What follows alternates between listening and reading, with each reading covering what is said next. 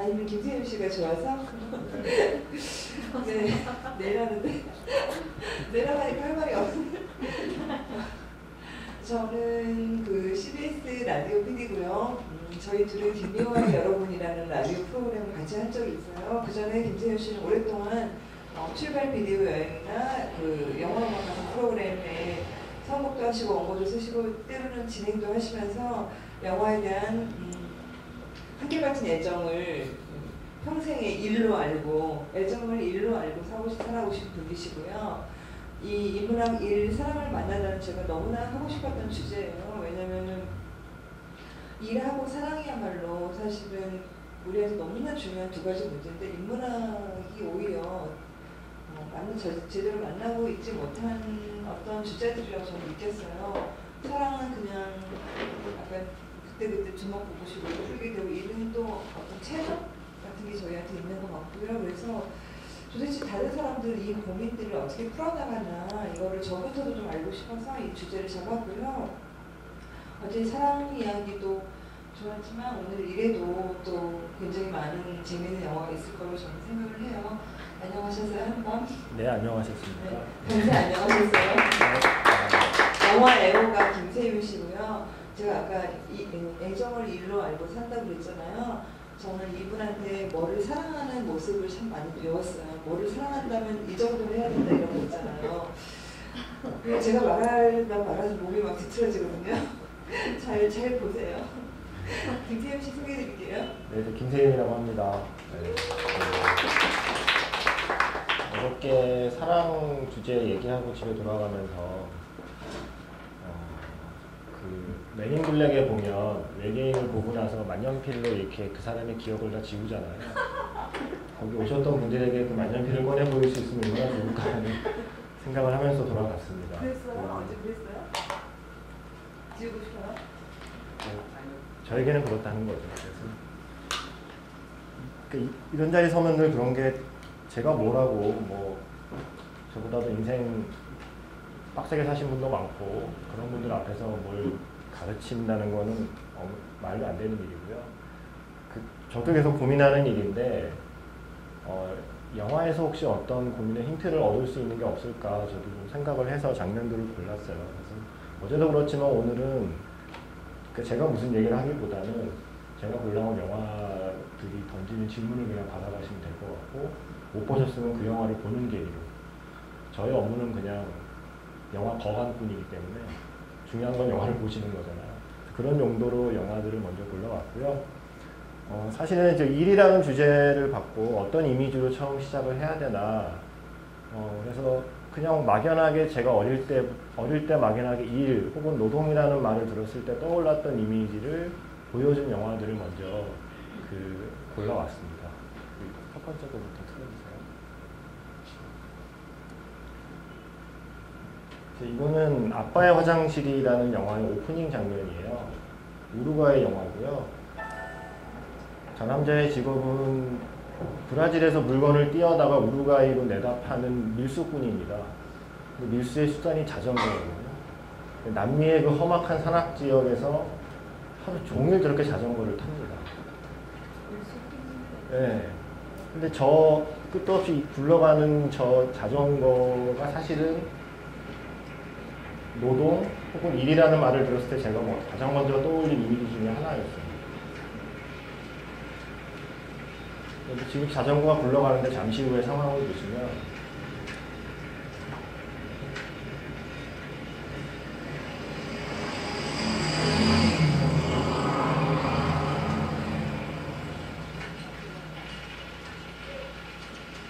저 자전거에서 오토바이를 바라보는 심정이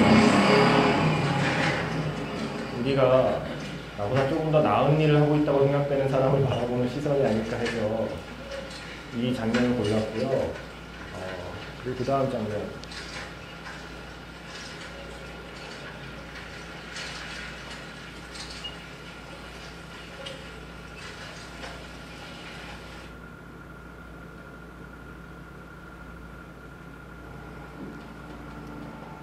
사실 아빠의 화장실도 그렇고 이 영화는 빌리 엘리엇이고요.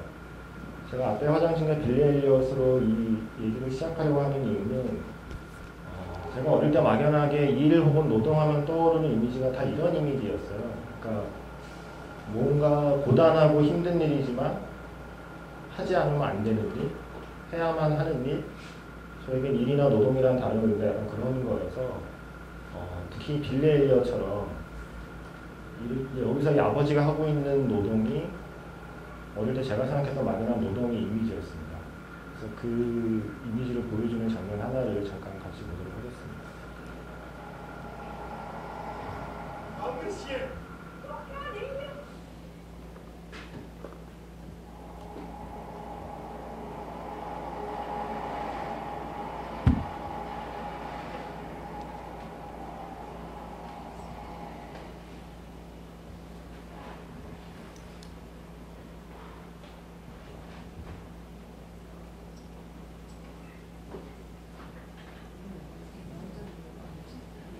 네, 바로 거의 편집 없이 붙여.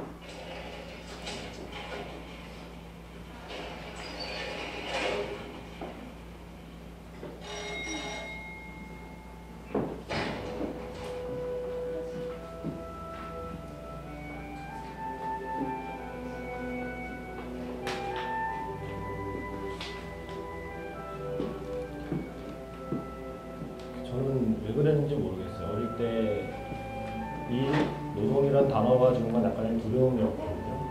저 엘리베이터를 타고 내려가는 광부들 같은 이미지만 머릿속에 떠오르면서 어린 나이에 막연하게 들었던 생각은 저런 일을 하면 안 되겠다. 뭔가 좀 편한 일을 나는 하며 살아야겠다라는 그런 생각을 하면서 자랐던 것 같습니다. 근데 사실은 저게 우리 부모님 많은 영화에서 부모님 세대의 노동을 그리는 방식이거든요. 아빠의 화장실이나 빌리 엘리엇의 아버지처럼 어떻게 보면 하기 싫은 일이고 힘든 일이지만 가족을 위해서 혹은 자식을 위해서 희생하기 위해 하는 노동의 이미지가 사실 많은 영화에서 그동안 그려왔던 그 방식이었습니다. 그래서 그 장면을 보여드리는 겁니다.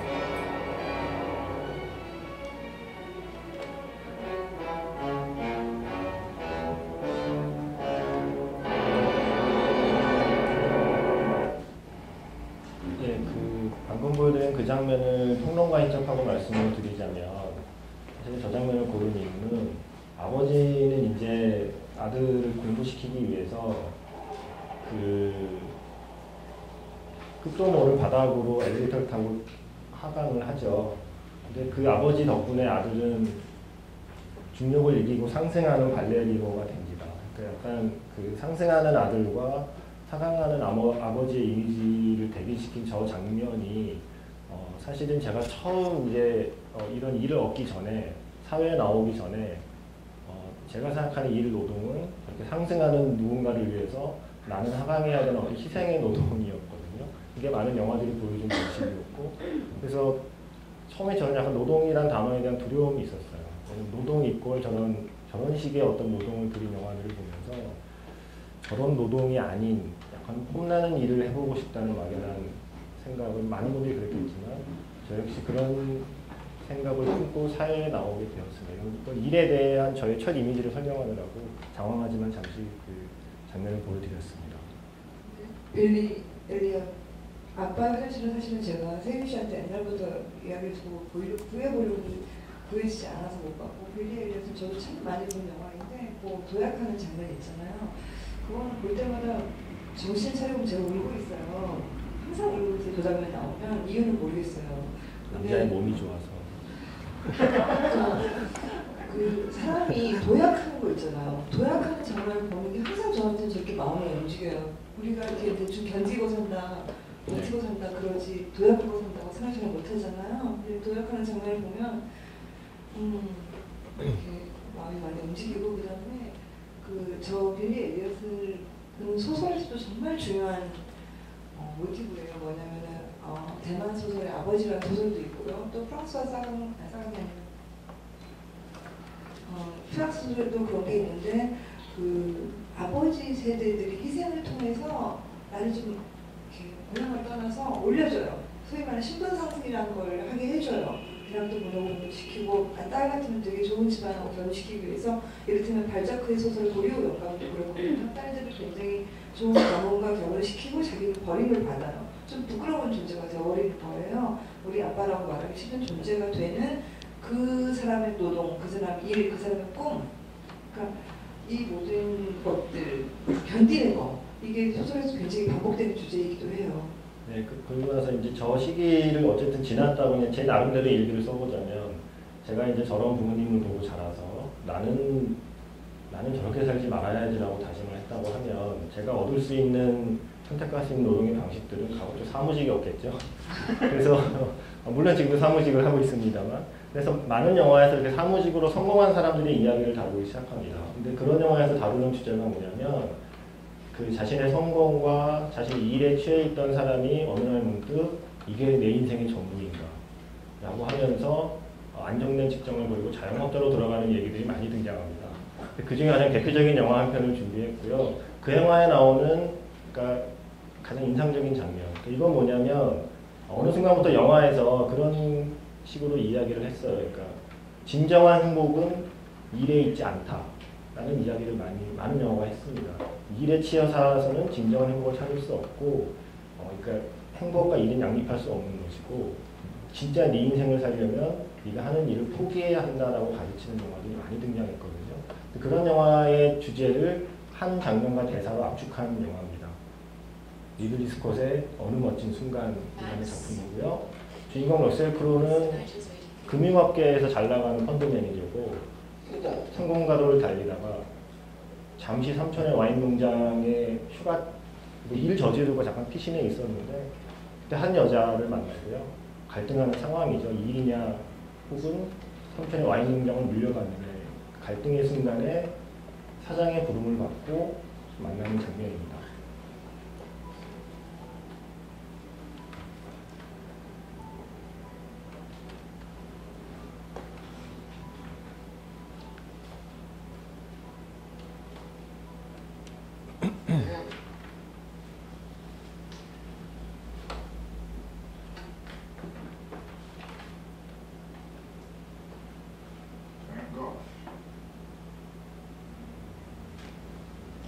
Got a good lot of it also. So, it's not real. Real ones in my voice. It's a problem. 200 grand. See. Arts. Passion. Passion guy. Horse. Car. Money. Their passions or vices. Have I finished talking?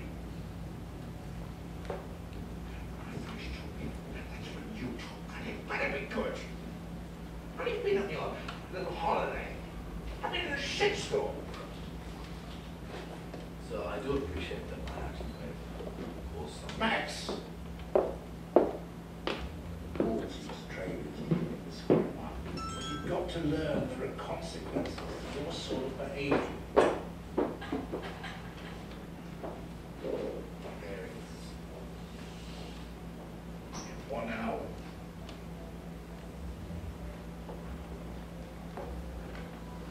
So, shall I have Christmas? 이 장면은 이런 프로그램을 한 번도 다뤄본 적 없는 이거는 제가 어젯밤에 급히 편집한 거라서 중간중간에 그러지 못할 수 있습니다. 그 점 양해 한번 봐주시기 바랍니다. So a lot of zeros, Max. Or a full partnership for life. Now you listen to mommy, Max. Partner. You're made for life. So Nigel didn't become partner till he was 53. 50.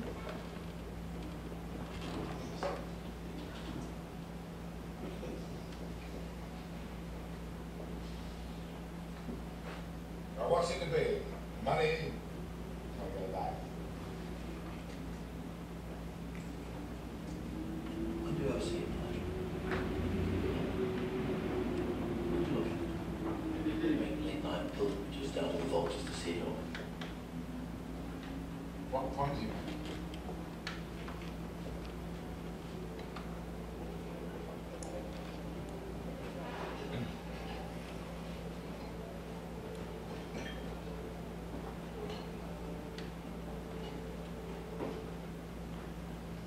Max. 사실 이게 정식 DVD를 다운받은 게 아니라 저 급히 파일을 다운받아 편집하다 보니까 자막이 좀 이상하죠. 네. 여기서 설명되지 않는 거를 말씀드리면 벽에 걸려있는 건 반고의 사이프러스와 별이 있는 길이라는 그림인데요. 벽에 걸려있는 건 모조품이에요. 저 사장은 진품을 갖고 있지만 진품은 아까워서 금고에 넣어두고 모조품만 벽에 걸어놓고 살고 있는 사장입니다. 그래서 마지막에 저 러셀 크로우가 저 그림을 보기는 하세요의 원래 정확한 번역은 진품은 보기는 하세요라는 그런 질문이거든요. 여기서는 그 수많은 영화에서 이제 워커홀릭을 바라보는 태도였죠, 항상. 너의 진짜 인생은 딴 데 있는데 일에만 빠져 살 것이냐에 대한 질문을 반고의 진품과 모조품에 빗대어서 얘기하고 있는 겁니다.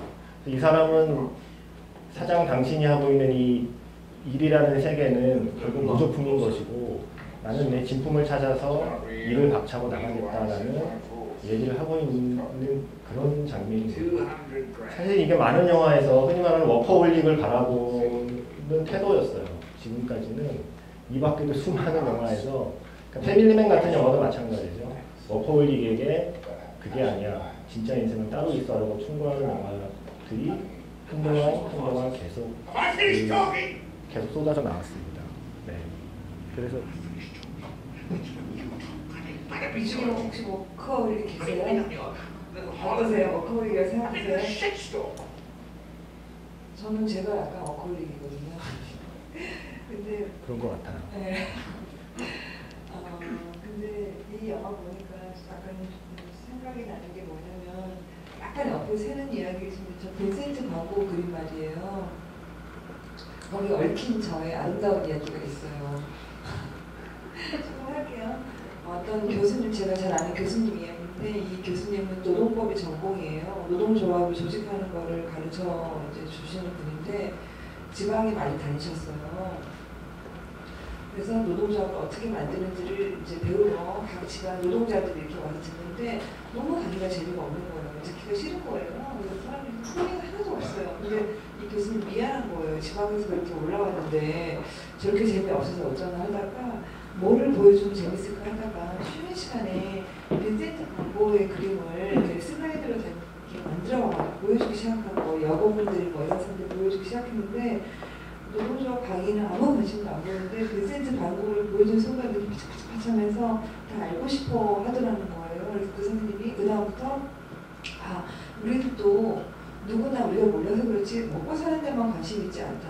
다 뭔가 알고 싶어하고 더 알고 싶어하고 더 배우고 싶어하고 그리고 좋은 걸 보고 싶어하고 이런 열망이 있구나라고 깨달았다는 말을 듣고 제가 어린 날 빈센트 반 고흐의 전기 편지집이라는 그 빈센트 반 고흐의 영혼의 편지라는 책들이 두 출판사에 나와 있는데 그걸 제가 읽었어요. 고흐는 어떤 마음을 그리고 그렸을까 했는데 제가 알게 된 거 보면 저 고흐 색깔 보면은 노란색이죠. 노란색.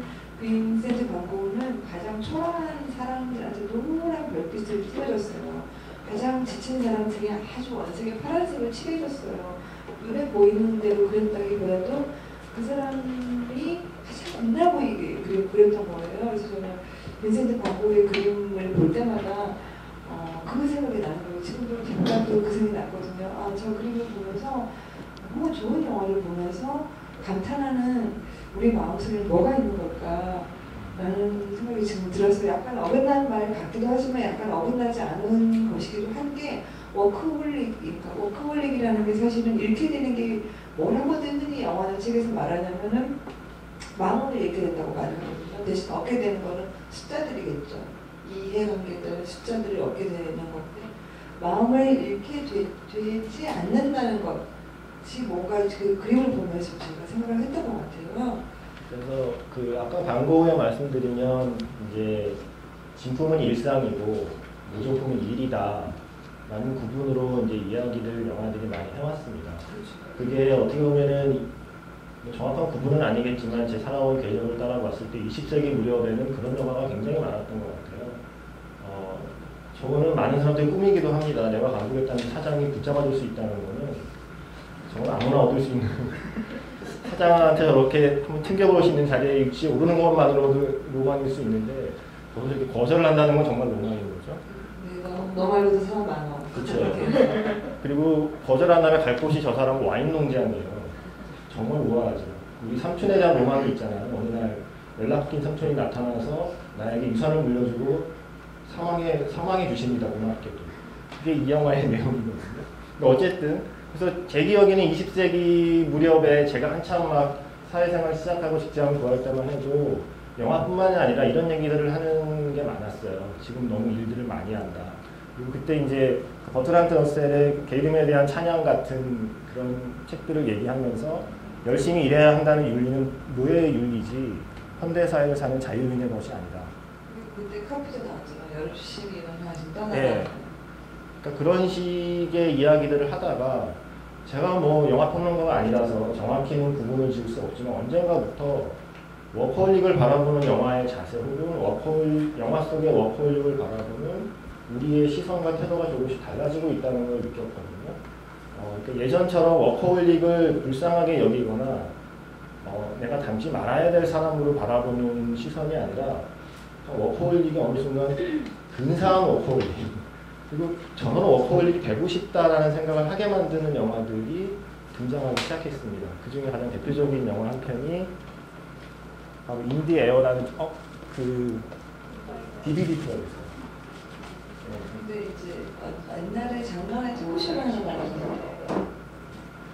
그 토크쇼에서도 안철수를 바라볼 때 그 얘기 하더라고요. 일단 서울에 나오고 그렇죠. 크게 성공하고 그 다음 뭘 해도 괜찮다. 근데 거기까지 해보고 한 번.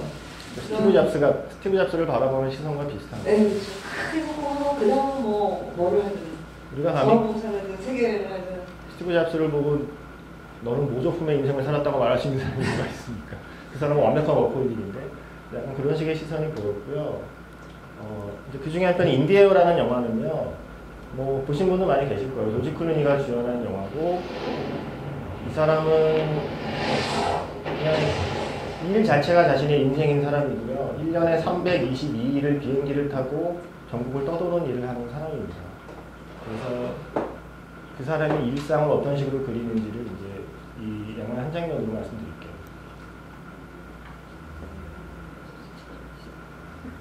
배가 아팠네요.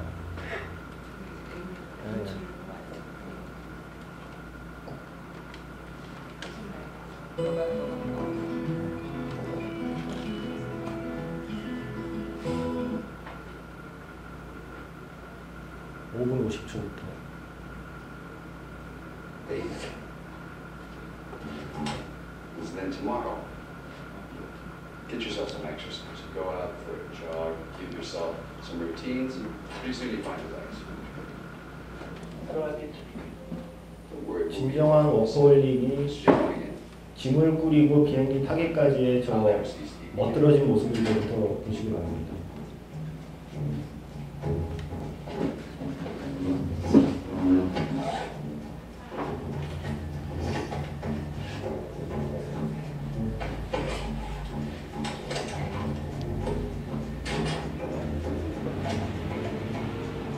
To know me is to fly with me. This is where I live. When I run my car, the system automatically prompts the desk clerk to greet me with this exact statement. Pleasure to see you again, Mr. Bingham. These kinds of systemized friendly touches that keep my world in order.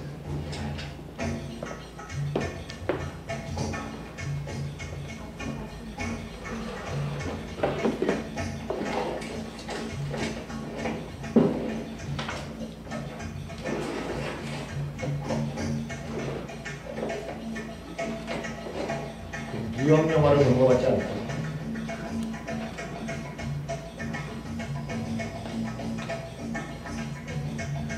이 영화를 바라보는 관객의 시선은 어느 멋진 순간에 러셀 크로우를 바라보는 시선과는 약간 다릅니다.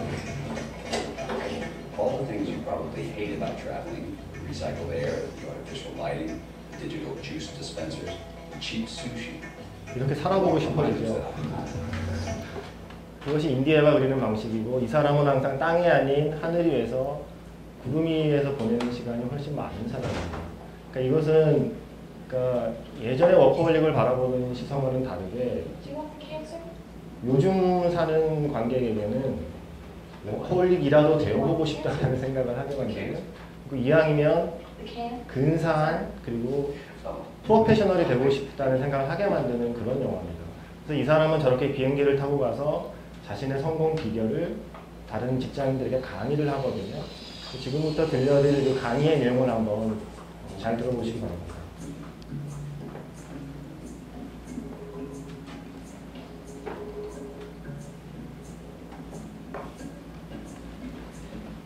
How much does your life weigh? Imagine for a second that you're carrying a backpack. I want you to feel the straps on your shoulders. Feel them? I want you to pack it with all the stuff that you have in your life. Start with the little things, the shelves, drawers, knickknacks, collectibles. Feel the weight as that adds up. You start adding larger stuff, clothes, tabletop appliances, lamps, linens, your TV. That actually getting pretty heavy now. Go bigger. Couch, bed, kitchen table. Stuff it all in. Your car, get it in. Your home, whether it's a studio apartment or a 2-bedroom house. I want you to stuff it all into that backpack. Now try to walk. It's kind of hard, isn't it? This is what we do to ourselves on a daily basis. We weigh ourselves down until we can't even move. And make no mistake, moving is living. Now, I'm going to set that backpack on fire. What do you want to take out? Photos? Photos are for people who can't remember. Drink some ginkgo, let the photos burn. In fact, let everything burn and imagine waking up tomorrow with nothing. It's kind of exhilarating, isn't it?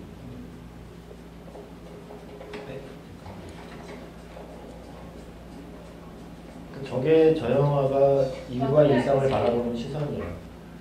그러니까 아까 처음부터 말씀드리면 빌리 엘리어트에서는 일이란 건 억지로 하는 일, 먹고 살기 위해 하기 싫지만 하는 일로 그려지던 일이었고요.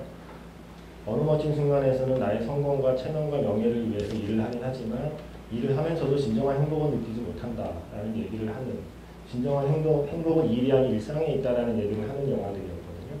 근데 이제 최근에 등장하면 이런 영화처럼 일 자체가 일상이고 일 자체가 행복이고 일 자체가 삶의 의미가 되어버린 사람들의 이야기를 하기 시작합니다.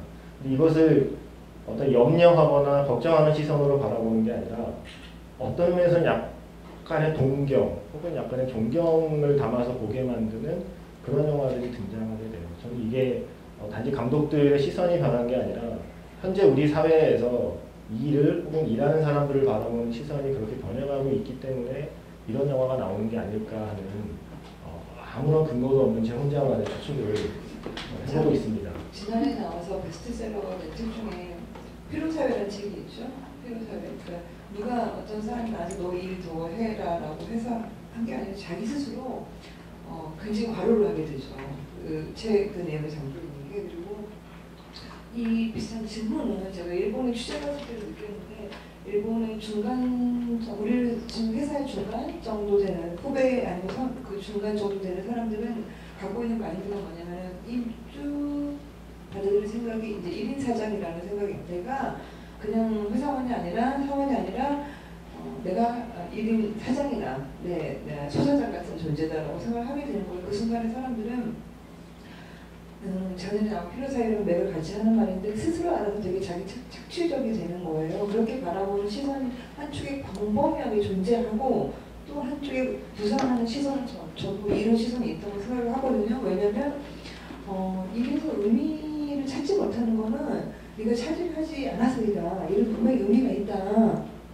일상은 우리 굉장히 소중한 곳이다. 일상이 여기 아니고 다른 곳에 있다고 생각하지 마라. 이렇다면 퇴근 후에 내가 진짜다라고 생각하지 말아라. 라는 또 하나의 시선들이 존재하는 거예요. 이거는 그 한 축인 것 같고요. 이 영화는 보신 분도 많을 거라는 느낌이 드는데 생각해보기 굉장히 많은 영화인 게 이 사람이 그럼 이렇게 바쁘게 비행기를 타고 다녀야 되는 이유가 뭘까? 무슨 일을 하길래? 로만스적인가? 소위 말하는 왜 그럴까? 왜냐면 이 사람 직업은 해고 전문가예요. 이렇게 비행기를 막 타고 가서 하는 게 당신 해고됐습니다라는 말을 해야 되는 거예요. 그러면 또 생각해보시는 거예요. 그 일이 그렇게 잘해야 되는 일일까? 해고를 잘 시킨다는 게 어떤 걸까? 미국에서는 대량 해고가 일어나면 정리해고가 있으면 그 회사의 주식은 굉장히 오른다고 그래요. 그래서 대량 해고를 현대판 인신공양이라고들 표현도 한다고 그래요. 그런데 저희가 생각할 때 대량 해고가 있으면 주가가 폭락할 것 같잖아요. 그렇지 않고 경영이 합리화됐다는 한 증거이기 때문에 주가가 오른단 말이죠. 이제 바로 그런 일을 인간적인 터치를 통해서 해주려는 게 이 사람 직업이에요. 그렇죠? 그 장면을 같이 볼까요? 거의 임계연 1번이랑 파일 보시면 됩니다. 예, 2요. 2. 이거는 What do you suggest I tell them? 이 사람 해고당한 거죠? 네. 이 사람은 신참입니다.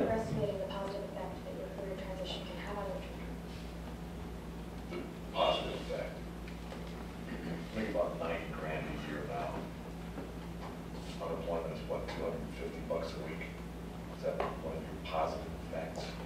Well, we need to be cozier because I'm not going to be able to pay my mortgage on my house, so maybe we can move into a nice fucking one-bedroom apartment somewhere.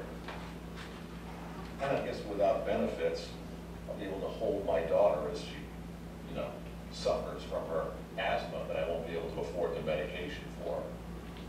Well, tests have shown that children under moderate trauma have a tendency to apply themselves academically as a method of coping. Go fuck yourself. That's what my kids would think. Children's admiration is important.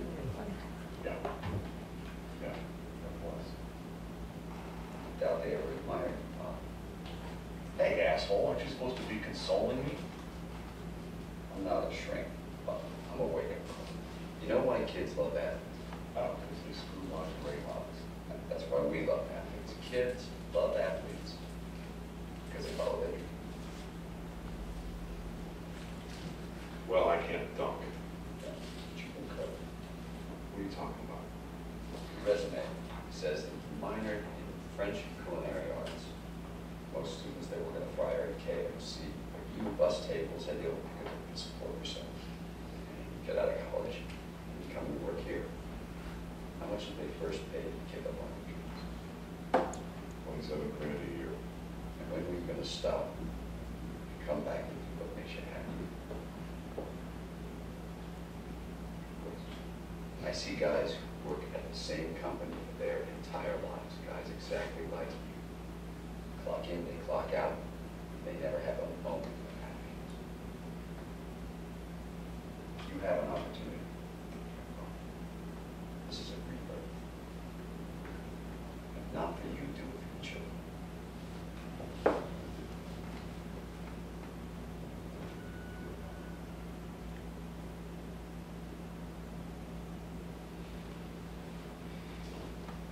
이렇게 해서 또 한 명의 정규직이 사라지고 또 한 명의 자영업자가 탄생하는 순간입니다. 어때요? 어떻게 보셨어요? 저는 보면서 말도 없이 말할수록 착답했거든요, 사실은. 잘 들어보면 조지 클루니가 했던 저 얘기는요. 어느 멋진 순간에서 주인공이 하는 그러니까 그런 거예요. 이 입장이 바뀌었죠 이제.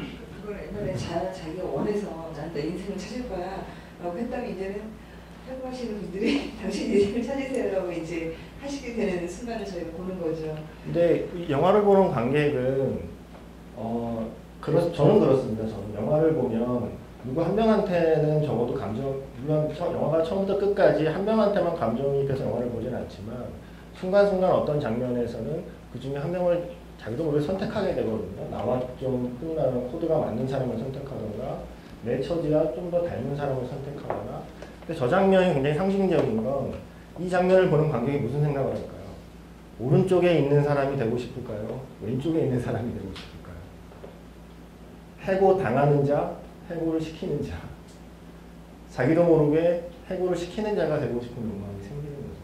그게 바로 이 영화에서 그려내는 그것도 다른 배우가 아닌 역할을 바꿨다고 생각해 보세요. 조지 클루니가 저 사람을 연기했으면 저 사람은 감정이입했을 수 있거든요. 조지 클루니라는 근사한 배우가 이 배역을 맡음으로써 많은 사람들이 자기도 모르게 저 사람이 하는 업무의 종류와는 상관없이 적어도 나는 이쪽 인생이 아닌 이쪽 인생이었으면 좋겠다라는 생각을 하게 될 수 있다는 거죠. 그게 어쩌면 지금 세상, 요즘 우리가 워커홀릭을 바라보는 시선이 예전과 많이 달라졌다고 느끼는 것이 다른 거 모르겠고 적어도 나는 이렇게 살고 싶지 않다.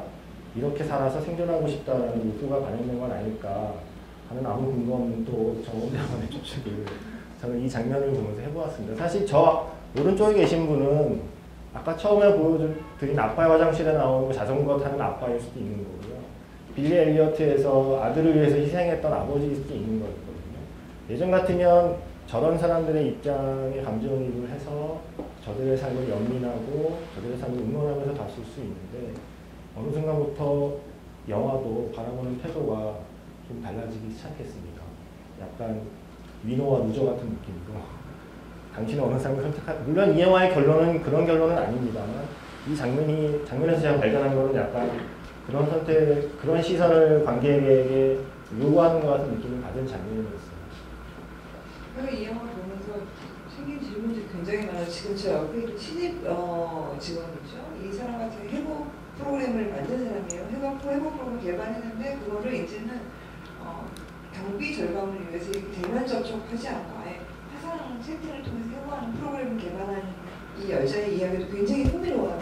대학을 수석으로 졸업하고 세상이 왜 이렇게 합리적으로 안 돼? 훨씬 더 효율적일 수 있는데 답답하다고 돈 들여서 이런 거래라는 생각을 가진 어떤 여자가 실제 현실과 만난 이야기거든요.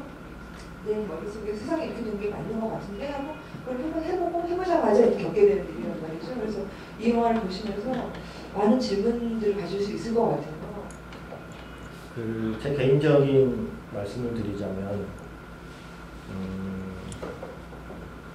그러니까 제가 잡지사에서 일을 했고요. 영화 잡지사에서 영화 기자로 일을 한 건 1999년부터고 주간지에 옮겨서 일을 받는 게 2005년이거든요. 약간 어느 멋진 순간에 러셀 크로 같은 선택을 했습니다. 보통 첫 함께 3년이면 풍어를 읽고 주간지 기자 3년이면 풍을 만든다는 저희 업계 유행가 있는데 주간지 기자를 5년 하다 보니까 소설이 정말 풍이 오더라고요. 그래서 그리고 매주 글을 쥐어짠다는 것이 너무 고통스러워서 더 늦기 전에 여행을 한번 해봐야겠다. 그래서 지금 다시 하라면 절대 못할 일인데 그때 회사를 그만두고 아주 호기롭게 사표를 집어던지고 그때 말도 한국 영화계가 호황이었죠. 갔다 와서 일자리를 금방 잡을 수 있을 것만 같은 장밋빛 미래가 펼쳐지던 시절에 일을 그만두고 제 와이프와 함께 남미 여행을 6개월을 다녀왔습니다. 그러니까 어느 멋진 순간에서 말했던 가르침을 좀 따른 거죠. 일에만 몰두하지 않고 일을 하지 않고 느낄 수 있는 자유를 6개월 동안 느꼈습니다. 그리고 나서 돌아와서 느낀 것은 일은 있어야겠다.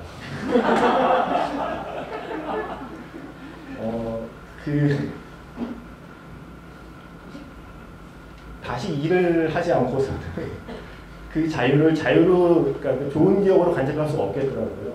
다시 일을 해서 당장 먹고 사는 일이 해결되어야만 6개월의 시간이 나에게 그나마 좋은 기억으로 남지.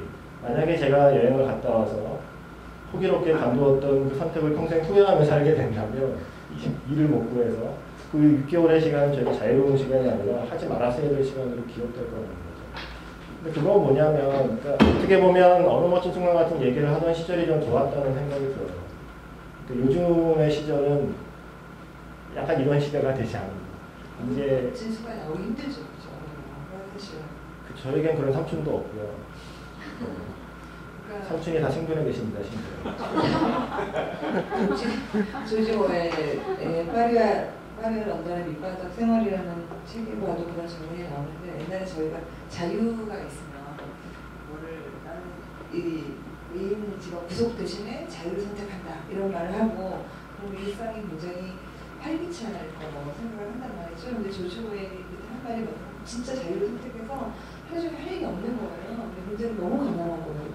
자유를 선택했더니 너무 굶주리는 거예요. 그래서 하루 종일 하는 게 어디 땅에 먹을 거 떨어져 있나 빵 구슬하게 찾는 진짜로 이렇게 해서 이제부터 자유는 지루함과 함께 간다. 너무나 시간이 안 남는 거예요. 그래서 이렇게 이제 이 자본주의 사회에서 일하지 않고 먹고 살기가 어려워진 마당에는 자유라는 것의 개념 자체가 바뀌었다는 이제 생각들이 그때부터 쭉 발전을 해오는 거죠. 그래서 나는 이제 포기롭게 뭘 선택했다 그러면 다들 걱정을 해. 너 이제 어떻게 먹고 살려고 그러니? 근데 그건 사실 정당한 질문이죠. 그때는 코웃음 쳤는데 여행 6개월 만에 갔다 오니까 잡지가 없어졌어요.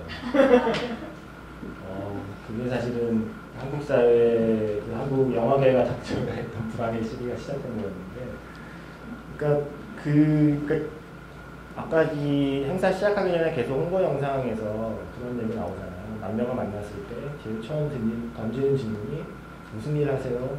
라는 질문을 받게 되는 이제 사회를 살고 있으면서 우리가 어떤 일을 내가 선택을 하고 어떤 일을 계속 해나가는지가 사실은 그러니까 누구에게 던지는 첫 번째 질문이라면 내가 준비해야 될 첫 번째 대답이어야 하는 거잖아요.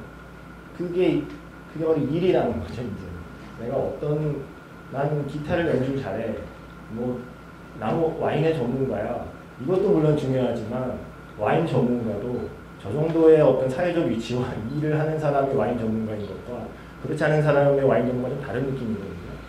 그러니까 그런 느낌, 누군가 나에게 던지는 첫 번째 질문이 무슨 일 하세요가 된 시대이기 때문에 내가 준비해야 하는 첫 번째 대답도 내가 해야 하는 일의 종류, 일의 방식, 그 일이 사회에서 어떻게 바라보느냐의 그 시선을 신경 쓰지 않을 수 없는 그런 세상을 살고 있는 것이 아닌가. 다행히 저는 남들이 보기 근사해 보이는 근사하다고 착각하는 직업을 갖고 있어서 실속은 없지만 그런 면에서의 대답을 하는데 크게 망설임은 없지만 그렇지 않은 많은 분들은 점점 더 힘든 그 사회를 살아가고 있다는 생각을 하게 됩니다. 저희 너무 누구나를 명함으로 딱 대체하게 되는.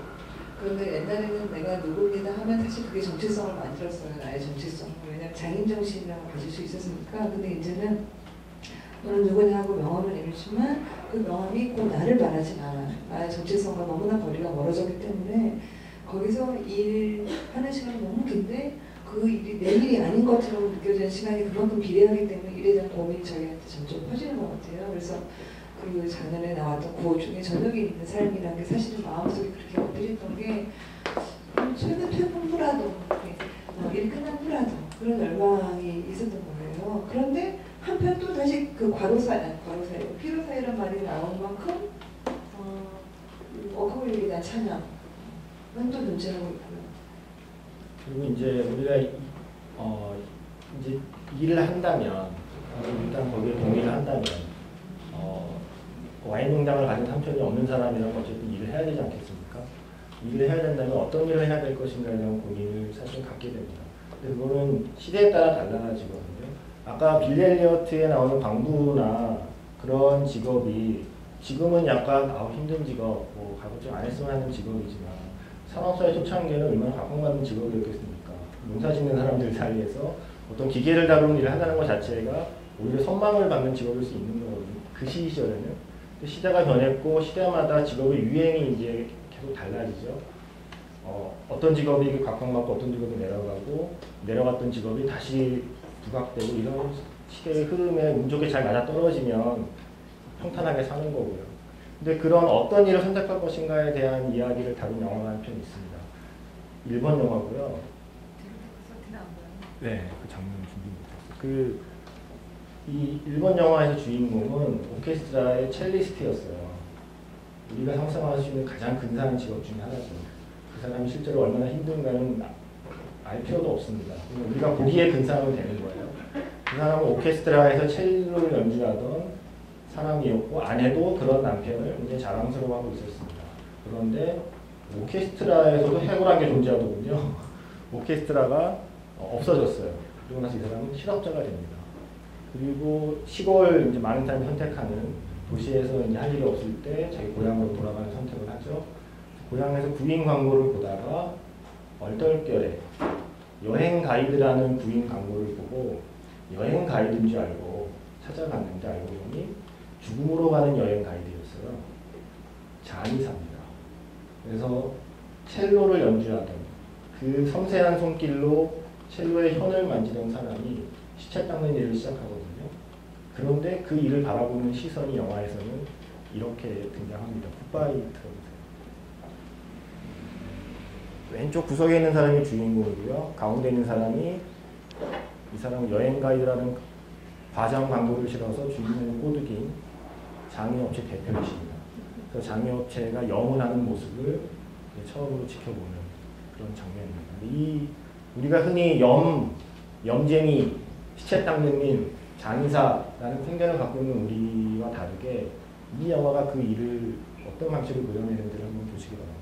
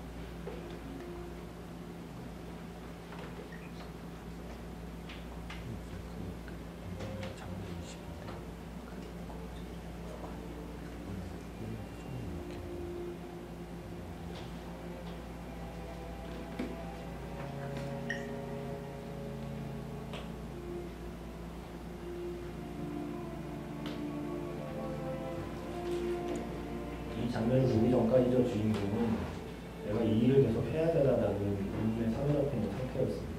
草がお使いになっていた口紅ございますか？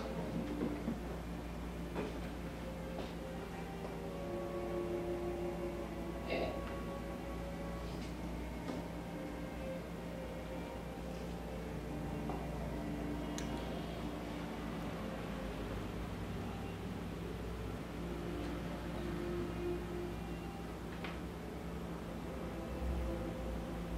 冷冷たくなった人間をよみがえらせ永遠の美を授ける。それは冷静であり正確であり、そして何より優しい愛情に満ちている。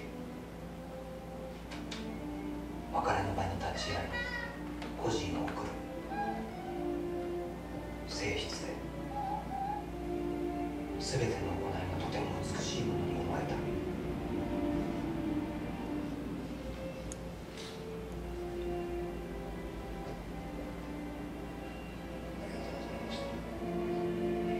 저는 이것이 일본 영화의 방식이라고 생각을 해요. 일본의 전통 중에 이쇼켄메이라고 해서 자기가 맡은 일 한 가지에 대해서 목숨을 걸고 파고드는 것을 이제 이쇼켄메이라고 부르거든요. 라면 가게 하는 사람은 배를 이어서 라면만 파고드는 일본의 전통이 사실 이쇼켄메이라고 부르는데, 모두가 선망하는 직업을 가질 수 없다면, 모두가 손가락질하는 직업에서도 나름의 우주가 있다고 스스로 위안을 삼고 그 일을 열심히 해나가겠다는 자세가 일본 영화의 자세입니다. 저도 이 영화를 보고 나서는 저 이모님 들어가실 때 영화하는 거 한번 봤었거든요.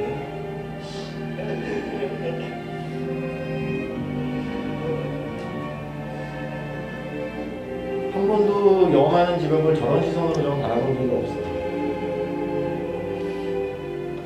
이 영화를 보면서 이 장면에서 엄청나게 저도 울고 감동을 받았던 기억이 나요. 처음으로 그 직업에 대해서 고마워하게 됐어요, 이 영화를. 遅くありませんでした。こちらの方こそ。これよかったら持っていってください。あいつ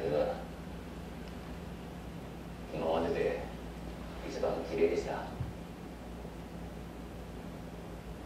本当にありがとうございました。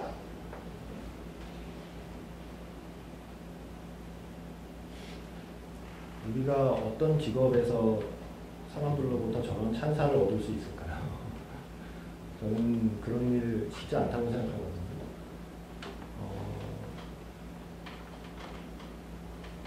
모르겠어요. 이게 과연 뭐 이렇게 정치적으로 올바른 해결책인지는 모르겠으나, 그러니까 일종의 작용과 반작용이라고 한다면, 아까 같이 이제 그런 흔한 피로 사회를 사는 사람들이 일종의 반작용이겠죠. 한 가지의 방식은 인디에어에 나오는 조지 클루니와 같은 삶을 동경하는 방식이 하나 있을 거고요. 그렇게 자유롭게 가족이나 뭐에 얽매이지 않고 자기 하고 싶은 일을 즐겁게 하면서 여기저기 여행 다니고 비행기 마일리지를 천만 마일리지를 쌓고 그런 식의 삶을 동경하고 그렇게 되고 싶어하는, 해고당하는 자보다는 해고하는 자의 위치에 서는 삶을 하고 싶다는 생각을 갖는 것이 우리의 반작용 중에 하나일 거고요. 그것이 헐리우드, 이거는 이렇게 이분법적인 건 아닙니다. 이 영화에서는 그렇고요. 일본 영화 굿바이의 방식은 그거를 동경하는 것이 아니라 지금 내 자리에 의미부여를 다시 하는 방식으로 반작용을 하는 거죠. 그게 이제 제가 이 두 편의 영화를 고른 이유는 어느 게 정답이다라는 얘기를 드리는 게 아니라, 어차피 다 우리 이 굿바이의 주인공이나 인디의 주인공과 같은 시대를 우리가 살고 있는데 우리가 선택할 수 있는 길이라면 저 둘 중에 하나인 게 아닌가 라는 그냥 저 나름의 생각을 해봤기 때문에 여러분께도 그런 질문을 드리고자 이 두 장면을 좀 상반된 장면을 준비한 겁니다. 처음에 이제 20살 후반부에 일을 시작할 때는 다른 생각 없었어요. 일단 첫째는 일을 한다는 것 자체가 좋았고요. 3년을 놀다가 일을 시작했기 때문에 일을 한다는 것 자체가 신났고, 매일 3년 동안 매일 점심을 에이스 크래커로 때웠었거든요. 손벌리기 면에 집에서 2,000원을 받아서 나왔기 때문에 우유 하나와 에이스 크래커하고 매일 점심 3년 동안 때우다가 몸이 지금도 이런 슬림한 몸매가 됐던 것 같습니다. 어쨌든 월급이 들어오는 기쁨은 제가 살면서 느껴본 모든 기쁨을 합쳐서 한 3손가락 안에 들었던 것 같아요. 내가 돈을 버는 일을 한다는 거, 출근할 곳이 있다는 것 자체가 좀 즐거움이 있었고요. 조금 시간이 지나면서는 제 직업상 제 이름을 달고 글을 쓰는 직업이기 때문에 사람들이 내가 쓴 글에 대한 피드백을 줄 때 느끼는 그 쾌감도 엄청난 거죠.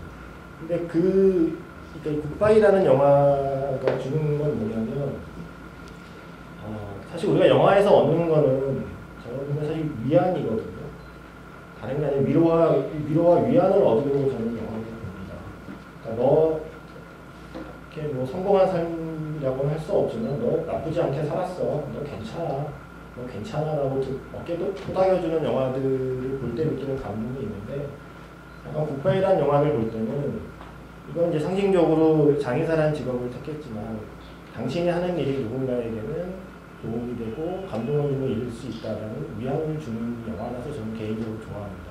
물론 이것도 이제 영화적으로 포장된 현실에서는 찾아보기 힘든 어떤 그냥 로망에 불과할지라도 저런 영화를 보면서 스스로의 자기 최면을 걸 수 있지 않을까.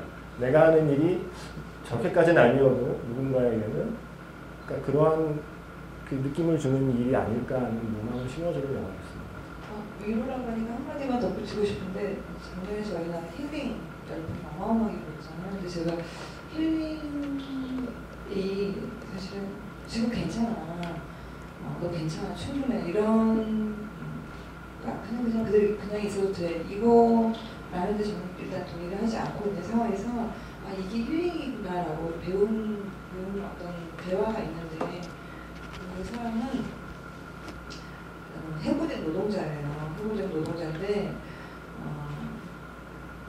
이제 근근히 살다가 딸이 대학교를 가게 된 거예요. 근데 아빠는 등록금 한 번 정도라도 내주고 싶은 거예요. 그래서 열심히 이제 9시, 6시를 한 거예요. 한 달 정도 이렇게 등록금 벌기 위해서 한 달 깨달은 게 있어요. 뭐냐면 진짜 힐링은 이제 이 사람 해고가 돼야 말잖아요. 해고가 돼봤기 진짜 힐링은 자기에게 일이 있으면서 자기가 좋아하는 어떤 것과 연결되는 거. 그러니까 이 사람은 만약에 우리가 일을 하고 있는데 딱 일만 하고 있으면 안 행복하기 힘든 거예요. 근데 나는 그러니까 그 사람 우정에 연결이 있었어요.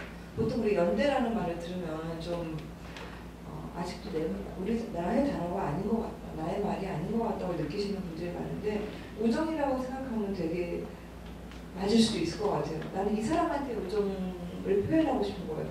이 사람의 영향을 받고 싶은 거예요. 이 사람의 말이랑 거절하고 싶지 않은 거예요. 내가 일을 하면서 내가 좋아하는 어떤 세계랑 연결될 수 있는 게 힐링이라고 이 사람이 저한테 정의를 해주더라고요. 그리고 실제로 해고된 노동자들이 해고 기간이 상당히 길다가 어떤 일을, 그러니까 그 일의 성격과 관계없이 어떤 일을 하게 되면 제일 좋아하는 게 뭐냐면 어떤 안정감이에요.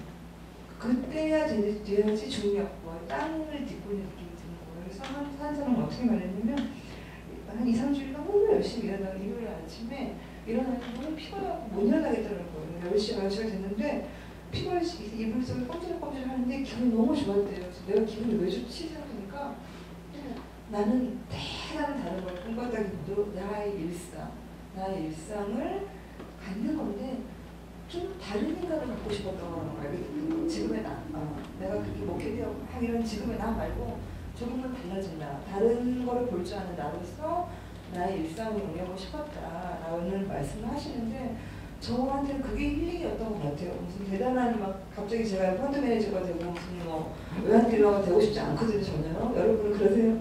저는 전혀 그러고 싶지 않아요. 저는 제 일이 어떤 점에서 중요하고 소중한지 알고 있는데 그러나 동시에 조금씩 매일매일 다른 세계를 볼 줄 아는 사람이 되고 싶은 게 저한테는 힐링인 것 같아요.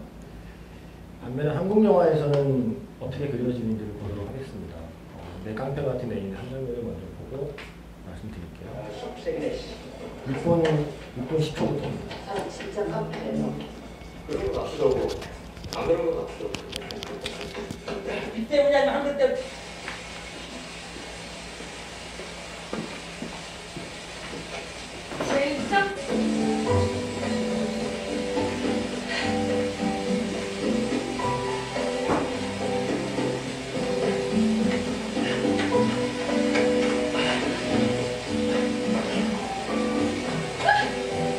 아 씨발 고맙다 말 한마디 없네 아이고야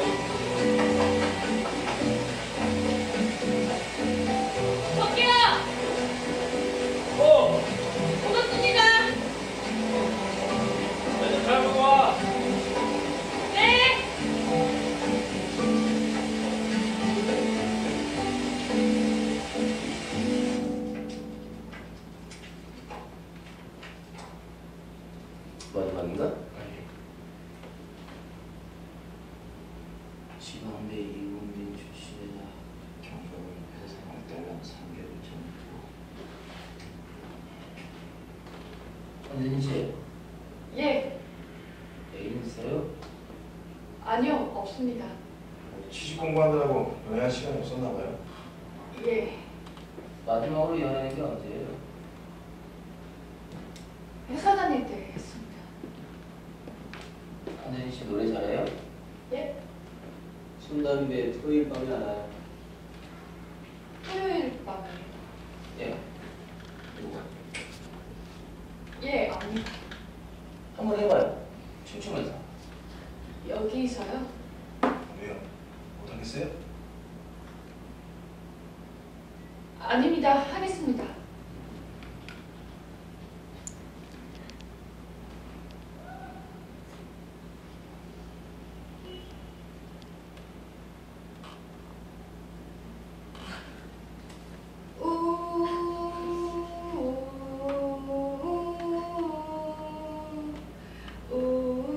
너리는 아프네 찢어진 가슴에 텅 빈 내 마음에 난 이제 어떻게 살아 너리는 아프네 찢어진 가슴에 텅 빈 내 마음에 한없이 슬퍼지는 오늘 토요일 밤에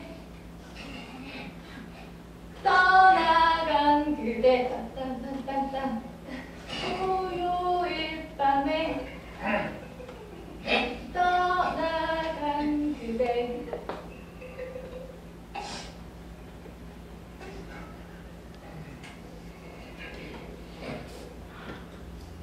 왜 계속 하시더래요?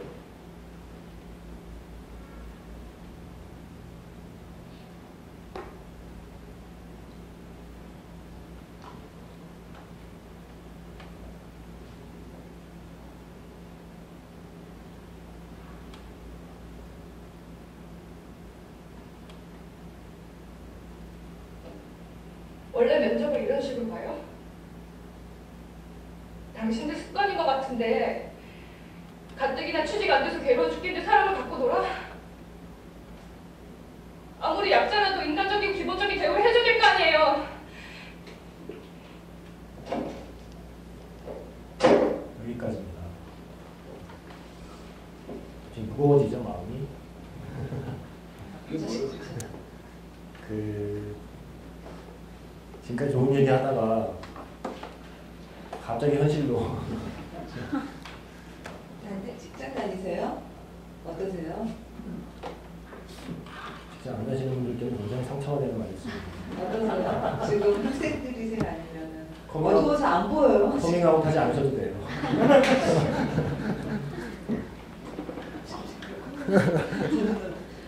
누가 어떤 일에 대해서 어떤 이야기를 듣고 싶어 하는지 궁금해서 어떤 생각을 하고 하는지 궁금해서 어떤 생각을 하셨어요? 이거 어떤 일에 대한 어떤 고민이 있는지 고민이요? 네, 정민기 씨 같은 고민이 있는지 어떤지 네. 지금은 고민은 없어요. 어떠세요?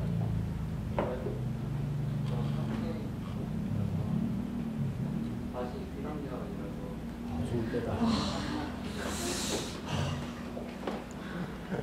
어떠세요? 저는 좀 듣고 싶어요. 네, 그렇구나. 네, 말씀하세요. 사실 이 장면을 고른 이유는 앞에서 사실은 하려다 못한 얘기인데요.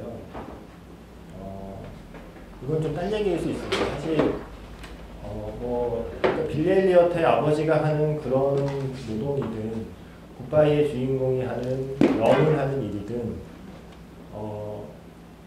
어느 멋진 순간에서 러셀 크로우가 맡은 펀드 매니저든 인디에어에서 조지 클루니가 맡은 해고 전문가이든 이것이 일단 자기 일이 되면 누구나 자기 일에 대해서는 보호 본능이 생기죠.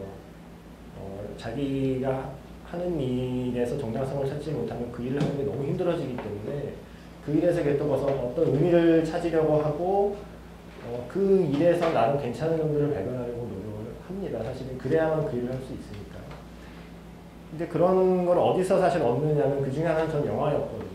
어떤 영화에서 어떤 직업을 어떻게 그려내느냐가 굉장히 영향을 끼친다고 저는 생각을 했어요. 그래서 특히 근데 그 전통이 좀 다른 게 외국 영화에서는 특히 헐리우드 영화에서는 일본 영화도 좀 그런 면이 있지만 어떤 직업을 묘사할 때 굉장히 디테일하게 묘사를 해줍니다.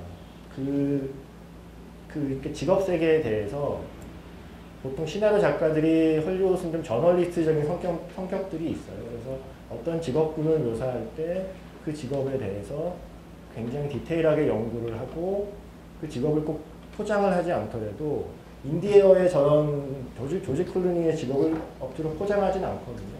근데 그런 부류의 사람들이 할 수 있는 어떤 디테일들을 그려내 줌으로써 사람들이 그 직업을 조금 이해하는 데 도움을 준다는 거죠. 그게 헐리우드 영화의 약간 좀 부러운 전통이긴 합니다. 근데 한국 영화에서 어떤 직업군을 묘사하는 태도는 굉장히 나태해요. 한국에서 디테일하게 묘사하는 것은 조폭밖에 없습니다. 왜냐하면 실제로 많은 시나리오 작가와 감독들이 조폭과 친하기 때문에 가장 취재하기 쉽고요. 늘 단란주에 맞으시니까. 이 조폭에 대한 묘사는 정말 디테일하게 발전했는데 다른 직업군에 대한 묘사는 정말 피상적으로 늘 멈춰있고 그러니까 다른 직업군을 시나리오상의 필요에 의해서만 묘사를 하지 그 직업이 갖고 있는 프로페셔널한 부분에 대해서 묘사를 해주지 않아요. 그래서 한국 영화를 보면서 어떤 직업에 대한 궁금증이 해소되는 기분이 저는 거의 없었습니다. 한국 영화의 문제이기도 하거든요. 근데 외국 영화 중에 이제 특히 덴젤 워싱턴이 그런 역할을 많이 했는데 언스토퍼블 같은 영화를 보면 그냥 기관사로 등장하죠. 평생 기관사로 일하고 기차를 몰았던 사람이 자기 일을 위해 열심히 했을 뿐인데 사람들을 구하고 이 세상에 긍정적인 기여를 합니다. 근데 그 기관사의 삶을 묘사하는 방식이 굉장히 디테일해요. 그런 걸 보면서는 영화를 보고 나도 기관사라는 직업을 약간 다시 보게 되고 적어도 내가 기관사가 되진 않더라도 기관사분을 볼 때 나의 시선이 예전과는 조금씩은 다르게 달라지는 효과들이 있거든요. 서로가 서로에게 이 세상에 존재하는 수많은 직업군에 대해서 영화가 그러니까 수많은 직업들을 바라보는 시선을 조금씩은 지금까지와는 다르게 혹은 다른 방식으로 태도로 볼 수 있는 작은 기회를 만들어준다면 영화가 할 수 있는 아주 긍정적인 기여가 될 텐데 한국 영화는 그런 게 거의 없습니다. 내 깡패 같은 애인은 디테일이 살아있어요. 근데 불행히도 일하는 사람의 디테일이 아니라 일을 얻고자 하는 사람의 디테일이 살아있습니다.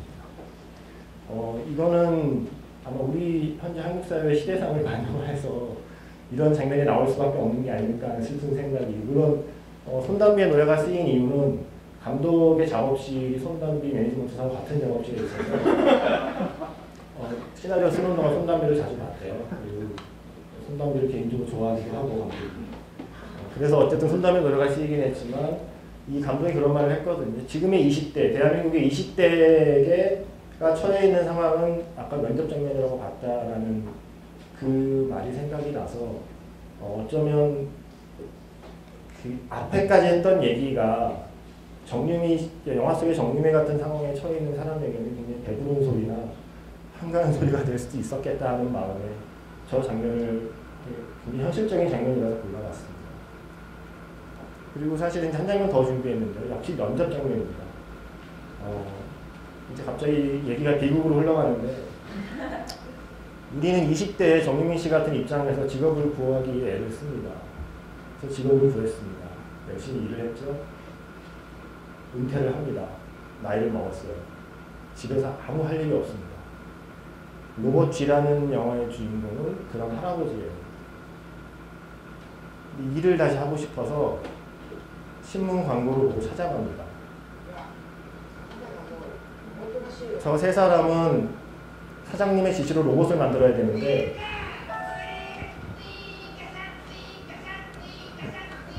만들던 로봇이 다 부서졌어요. 로봇 박람회는 코앞인데. 그래서 사장님과 대중을 속이고 사람에게 로봇 탈을 씌워서 로봇인 척 하루만 연기하기로 마음먹고 로봇을 연기할 사람을 뽑으려고 오디션을 보고 있습니다.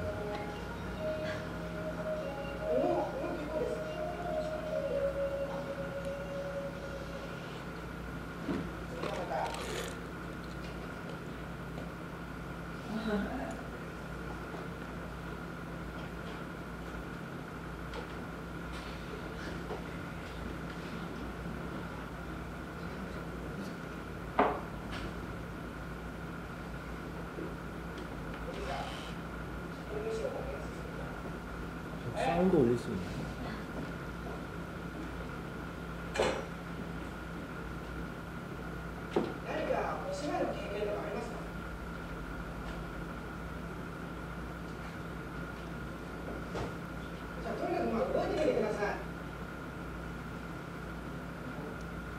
사실 저분은 뭔지도 모르고 찾아왔습니다. 신문 광고에 신체 사이즈만 나왔거든요. 자기네가 만들었던 로봇과 사이즈가 비슷해야 로봇은 껍데기를 씌울 수 있으니까. 그래서 저 사이즈만 보고 찾아왔는데 저 오른쪽 귀퉁이에 글 보이시죠? 이 사람이 오링돼서는 저 글이 빠져 있어요. 그래서 뭐 하는 건지 모르고 신체 사이즈만 보고 있거든요. Yeah, I understand.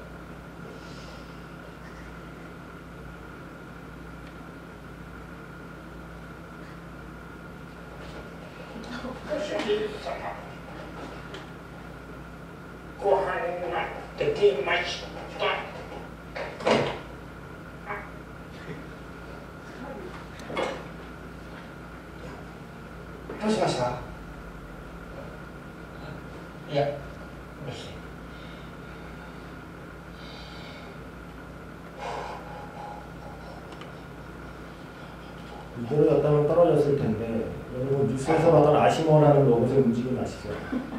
저분의 걸음걸이를 잘 봐주시기 바랍니다. 본의 아니게 저들이 찾던 사람이 나타납니다.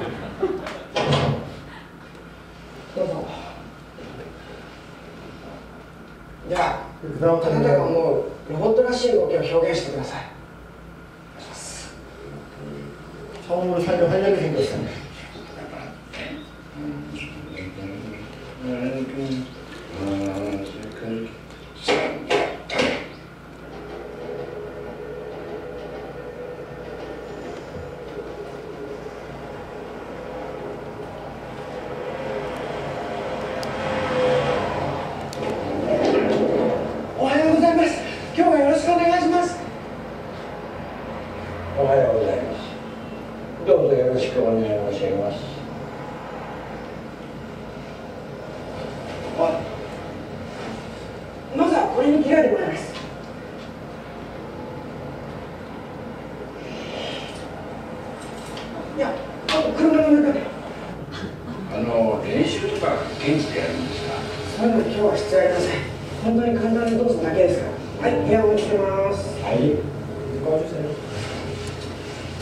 기회 되면 이 영화 보세요, 로봇이.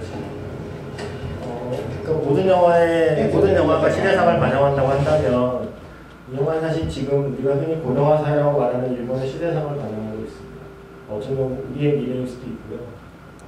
이 할아버지는 운 좋게 저 로봇 옷을 입음으로써 자존감을 회복하시게 되고 삶에 자신감이 생기고 자신에게 인정을 받는 기회를 얻게 됩니다. 제가 이 영화를 보면서 느낀 것은 나에게 저런 기회가 오지 않는다면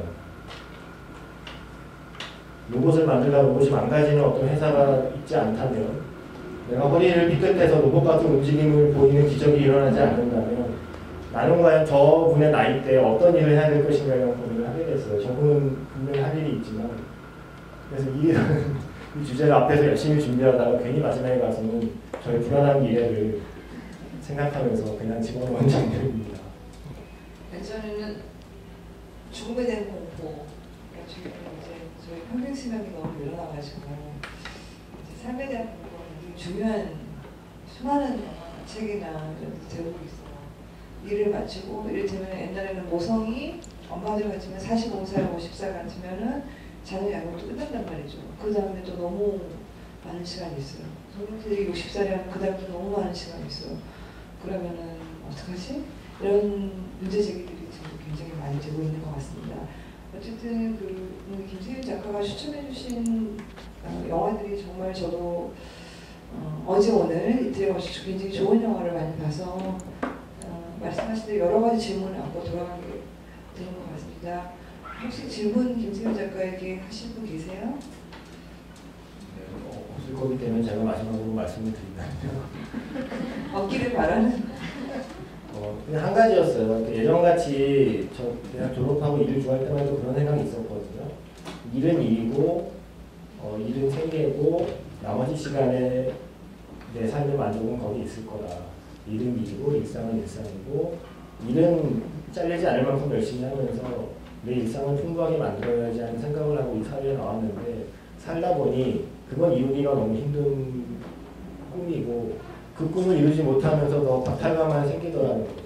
그 수많은 영화들에서 제가 얻어가는 제 삶의 어떤 그 태도에서 배운 게 있다면 일과 일상을 분리하는 시대가 이제는 끝난 게 아닌가. 내 일 자체에서 일과 일상을 결합할 방법을 찾거나 내 일 자체에서 어떤 그 내 삶의 만족을 더 찾는 방법을 연구해야 되지 않을까 하는 생각을 하면서 좀 살고 있습니다. 그래서 오늘 제가 소개해드린 영화들을 직접 보신다면 대답이 아니라 아마 많은 질문들을 얻게 되지 않을까 생각이 듭니다. 근데 그리고 저는 반대였던 것 같아요. 내일은 내일이고 그러니까 제가 회사 들어가서 제일 싫어했던 선배들이 말이 뭐냐면 월급 받은 만큼 일하면 돼라는 말을 정말 싫어했어요. 저는 그러기 싫었어요.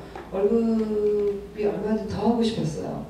그냥 그런 사람이고 싶었어요. 그냥 어떤 사람, 어떤 인간이 되는 거에 대한 그거를 돈이 나를 규정하게 하고 싶지 않았던 것 같고 그래서 일이 이것을 빼면 내가 설명이 안 된다. 이것을 빼면 나의 이야기가 안 된다 하는 어떤 부분이 있기를 원했던 것 같아요. 저한테 일은. 그리고 결국은 그 일과 일상이 분리가 안 된다는 말을 저도 당연히 그렇게 받아들이고 있어요. 왜냐면 사실 회사에 집에 가서 생각 안 사람 별로 없거든요. 기분 해야 될 일이 있다거나 아니면 혹시 갈등이 있거나 그럴 때 수많은 혼자 생각들을 한단 말이죠. 분리가 안 되고 그냥 제가 볼 때 가장 이상적인 행복한 결합이 있다 그러면 그 일이 나를 어떻게 어떤 인간으로 만들어 간다는 자기의 어떤 이야기를 갖게 되는 거 그리고 그것으로 자기를 설명할 수 있는 속에 있다는 거 그거는 다른 성공한 직업, 다른 성공한 삶을 동경하는 것과는 비교도 안 되게 중요하다고 저는 생각을 합니다. 다른 사람의 삶을 부러워하고 그 삶이 좋아 보인다고 고뇌한 그 시간은 제가 볼 때는 일을 하고 나서 보니까 굉장히 그 피상적인 이해, 어떤 거에 피상적인 이해일 뿐이고 그냥 내가 수많은 시간을 보내는 나의 일이 과연 나에게 무엇이었나 된 대답을 결국은 자기가 어떤 행동으로 만들어 간다고 저는 느껴지는 것 같아요. 일을 이만큼 하고 보니까 어쨌든 오늘 더 할 얘기가 굉장히 많은데 이제 좋은 공연이 기다리고 있다고 들었어요. 그래서 네. 앉아서 들으시면 좋을 것 같아요. 2집 이번에 나오셨을까요? 2집 그쵸? 제가 비켜드려야 되죠? 맞습니다.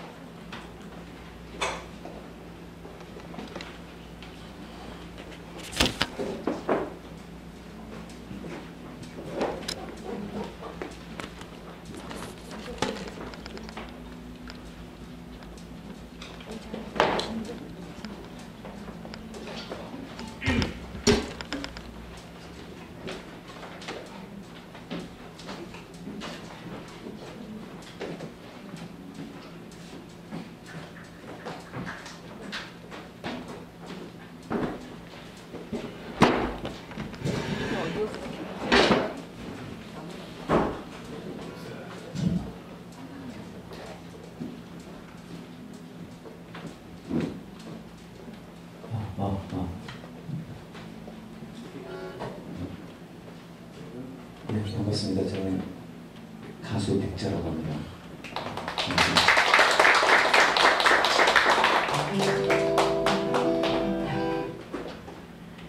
뭐 제가 유명한 가수가 아니라 가지고 다 생판 모르는 노래들을 그러니까 이렇게 신인 가수다 생각하실 분만 편하게 보시면 되겠습니다. 영화 이렇게 보면서 얘기 이렇게 하시니까 저기 본 영화들이 꽤 있는데 굉장히 재밌네요. 그리고 대학 강의로 한 16권 정도 들었으면 좋겠어요. 물론 성적은 잘 안 나오고 계시는데.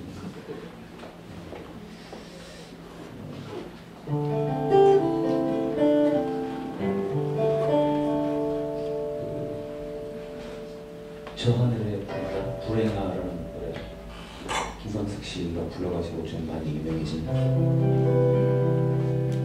그거 먼저 하겠습니다.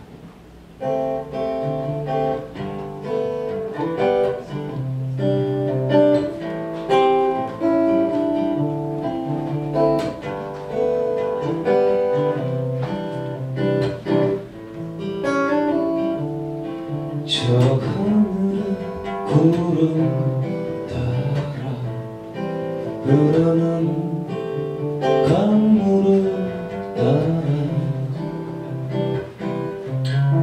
점처럼 싣고 오면 싣고는 바람을 못 살아가며 눈앞에 떠오는 옛 추억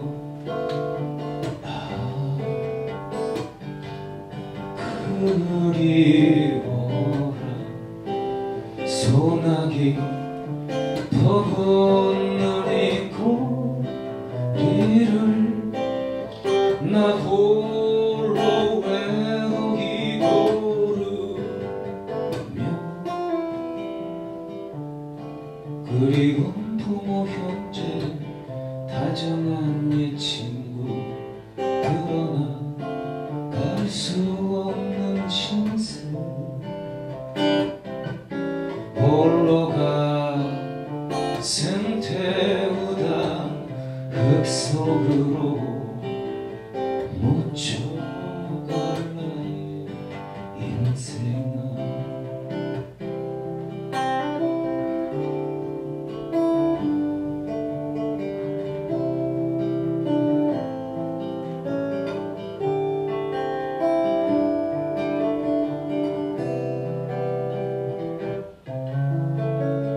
맑고 밝고 파란 무언가를 찾아 떠돌이 품팔이 마냥 친구 하나 찾아와 주지 않는 곳에 별을 보며 울먹이네 이 거리 저 거리 헤매기다 잠자리는 어느 골목인가 지팡이 짚고 절룩거려도 어디에 이끌 일일까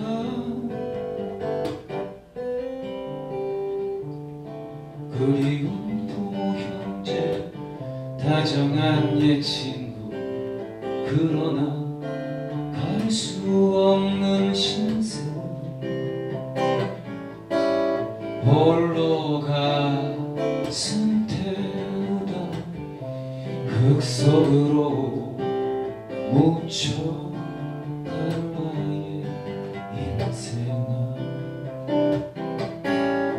홀로 가슴 태우다 흙 속으로 묻혀갈 나의 인생아 묻혀갈 나의 인생아 묻혀갈 나의 인생아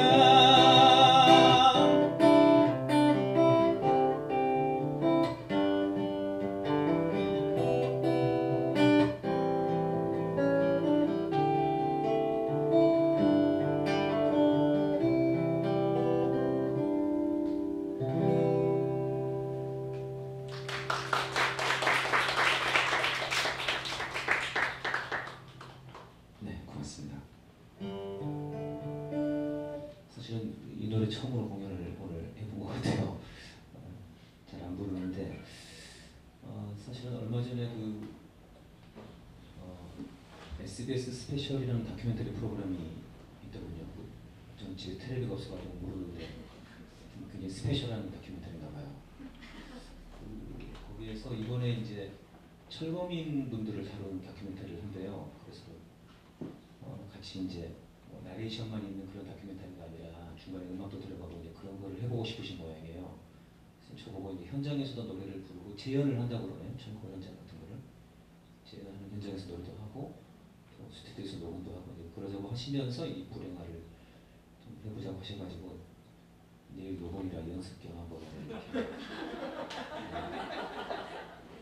가사를 안 보고 부를 수 있을까요? 반박 안 되네. 근데 그 PD님 얘기를 해주시는데 되게 재밌어요.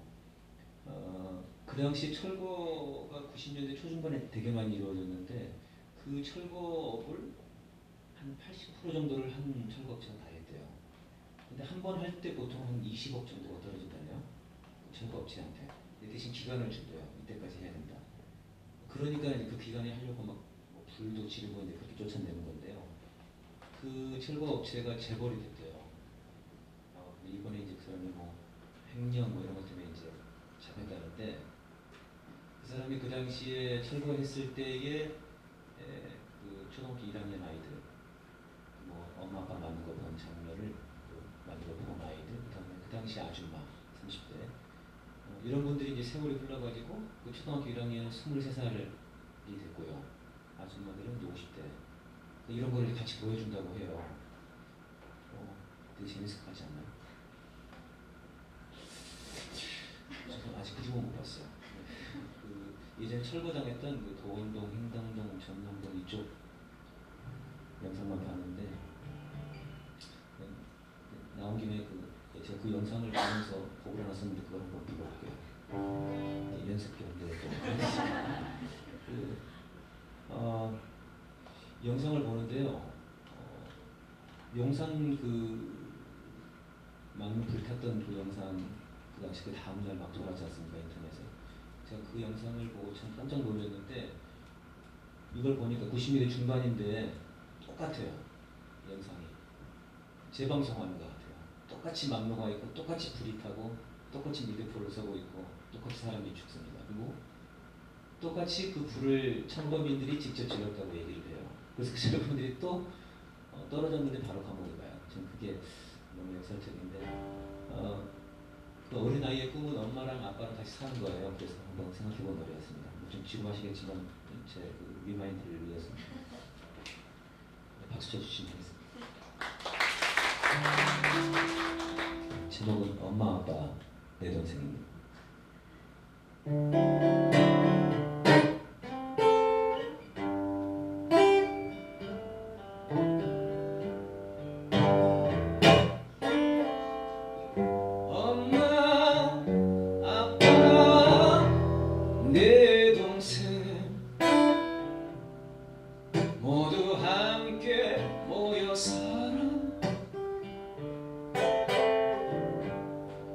꽃이 피고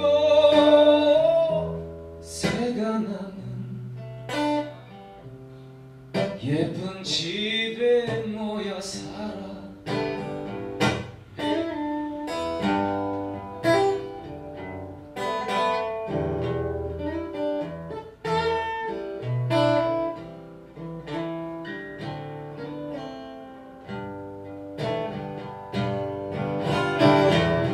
어디로 가나요?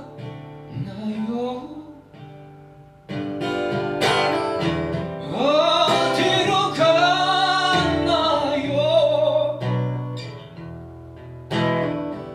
엄마 아빠 내 동생 어디로 갔나요?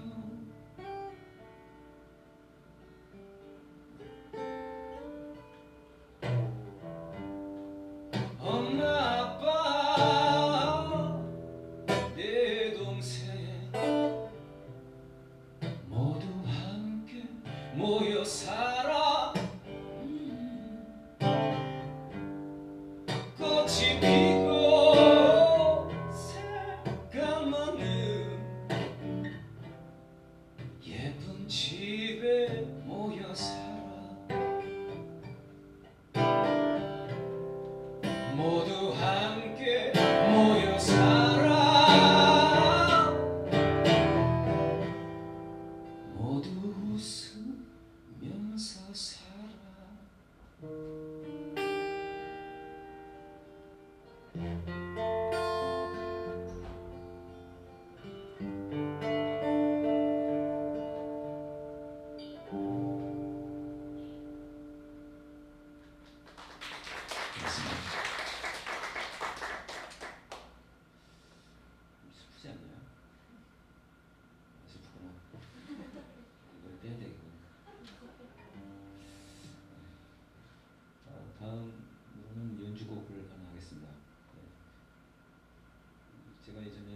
영화 음악을 한 적이 있는데요.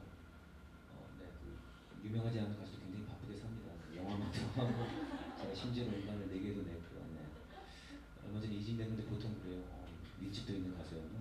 보통 가수들이 그런데 그 영화가 그 오체투지 다이어리라고 하는 그 수경 스님하고 전종훈 신분이 문규현 신분이구나. 문정인 신분이었던 것 같아요. 그 세 분이서 생명 평화를 말씀하시면서 오체투지를 하신 적이 있거든요. 그 영화 음악을 하는데 고속도로에서 오체투지를 해요. 5군데를 다 닿는 거죠, 땅에. 근데 고속도로니까 차들이 엄청나게 빨리 달리는 거죠. 거기서 이분들은 되게 오체투지를 하고 한 걸음 한 걸음 가는데 그분들하고 유일하게 동행을 하는 것이 그 빠른 고속 버스들 뒤에 있는 그 구름이더라고요. 그래서 그 구름을 보면서 썼던 곡이고 그 영화에 넣었습니다만은 영화는 뭐 처음 들어보죠, 제목은. 네, 그렇습니다. 히트하지 못했고요. 네이버 영화에는 검색어 나오더라고요. 거기에 했고 이제 1집에 들어있는 구름이라는 곡 하도록 하겠습니다.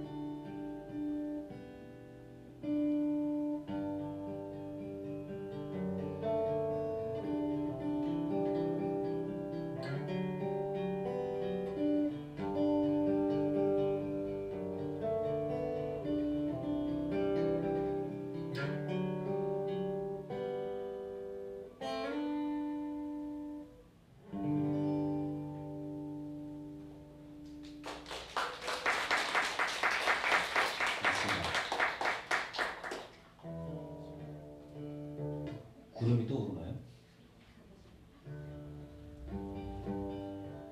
원잎이라고 해도 전혀 상관없는 그런 거죠. 뭐 한번 그냥 붙이면 그냥. 네, 저희 직업은 가수인데요. 네, 일이 돈이 됐으면 좋겠는데 일이 돈이 안 돼서 월말만 되면 31일, 30일 이런 숫자가 제일 싫어요, 세상에서. 네, 집에 돈을 좀 넣어야 되는데 그런 압박에 늘 시달리면서 살고 있습니다. 역시 여러분이 모르시는 곡 제 노래 중에서요, 경포대에서라고 하는 노래인데 예전에 학생운동 이렇게 어설프게 하다가 이렇게 수배를 한번 당했었거든요. 그래가지고 경포대에 한번 추석 때 숨어 있은 적이 있습니다. 추석 때 학교에 있다가 형사들이 잡으러 와요. 학생들이 이제 학교에 없잖아요. 원래 잡으러 와가지고 우리 피해서 이제 추석 때 경포대에 있는데 바다 좋아하거든요. 밤에 혼자 경포대에 걸으려니까 아무도 없이 그거 되게 쓸쓸하던데 그거. 네, 지금까지 기억에 남는 거 보면은 되게 쓸쓸했던 것 같아요. 참 바람만 불고 비키니 입는 여성도 없고 밤이니까 물론 없겠죠. 사람들도 없고 추석이니까 또 없겠죠. 이번 주인은 뭐 무슨 일이냐는 또 나를 쳐다보고.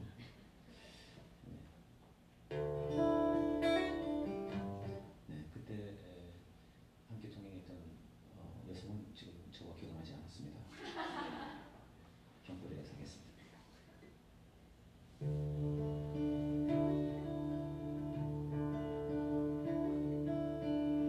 파도는 나를 따라와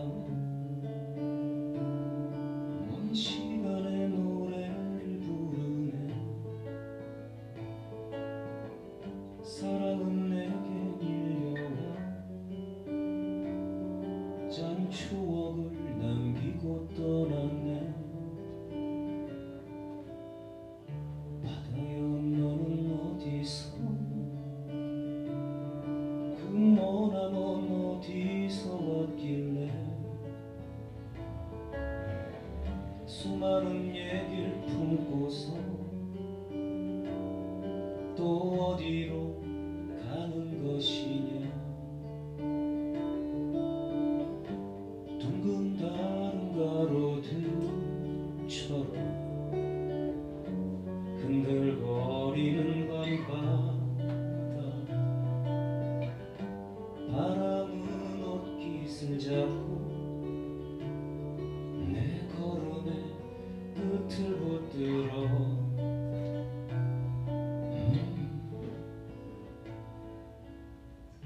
파도는 나를 따라와 먼 시간의 노래를 부르네. 사랑은 내게 밀려와 짠 추억을 남기고 떠났네.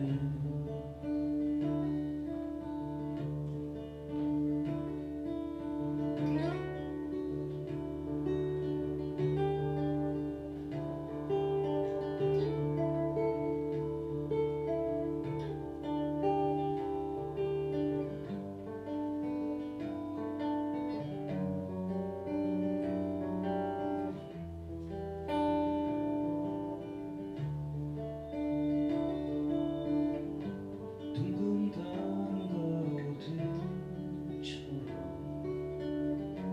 흔들거리는 밤바다. 바람은 옷깃을 잡고 내 걸음의 끝을 붙들어.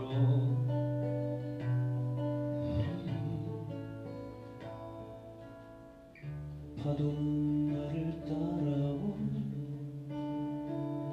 먼 시간의 노래를 부르네. 사랑은 내게 밀려와 짠 추억을 남기고 떠났네. 사랑은 내게 밀려와 짠 추억을 남기고 떠났네.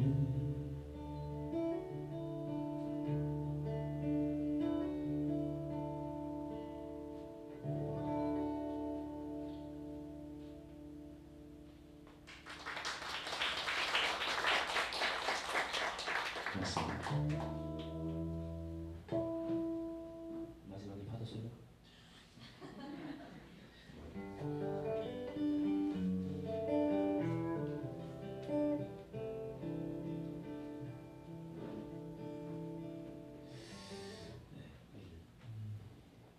슬픈 노래 하나. 정말. 들리지. 사실 이제 고백을 안 하려고 했는데 바닥에 떨어져 이렇게 던져 두개 주워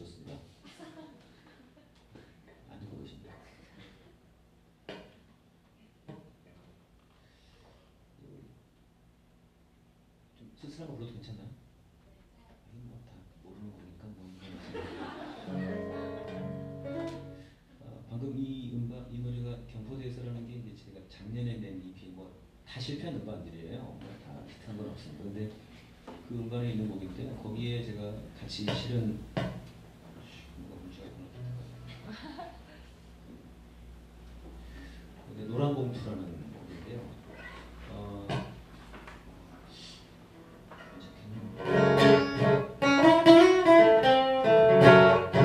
괜찮은 것 같습니다. 제가 2000년, 2001년 이쯤에 쓴 곡이에요. 심화를 바탕으로 한 곡인데 그때 처음으로 파견 노동자 이런 말이 생겼었어요. 지금은 우리가 비정규직 이런 게 되게 익숙하지만 그때는 비정규직이라고 하는 말이 처음 만든 말이었어요. 우리가 또 되게 어색했었어요. 근데 그 처음 이제 파견 노동자였는데 그분의 심화예요. 그때는 해고 통지서를 노란 봉투로 줬다고 합니다. 그게 월급 봉투인데요. 저는 회사를 안 다녀봐서 모르겠는데 요즘은 다 계좌로 쏘니까 없겠죠. 뭐. 이전에는 그 노란 봉투로 월급을 주고 해고할 때도 그 봉투로 줬대요. 되게 역설적이죠. 거기에 그 해고 통지서를 받은 한 비정규직 노동자의 하룻밤 가정의 얘기. 좀 쓸쓸합니다만 듣겠습니다. 가을이니까요.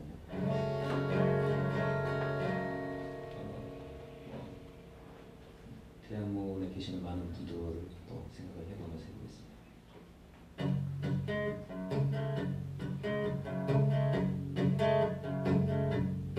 늦은 밤 집에 돌아와 보니 야간인 안에 거칠은 손으로 편지가 완노라고 내미는 노란 봉투 온몸에 전율이 흐르는지 등줄기에선 식은땀이 흘러 조심히 뜨거운 노란 봉투 귀한 해고되었음 통보합니다. 고개를 들어 천장을 보니 창백한 형광등 불빛 눈물이 흘러 가슴에 흘러 주먹이 불끈 떨리네.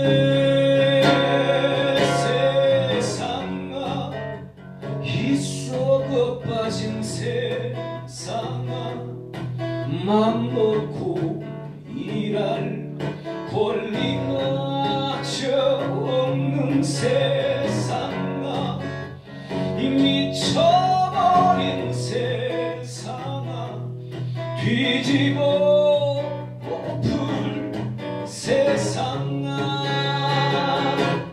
병들어 누워 계신 어머니 무슨 일이냐 물어오시네.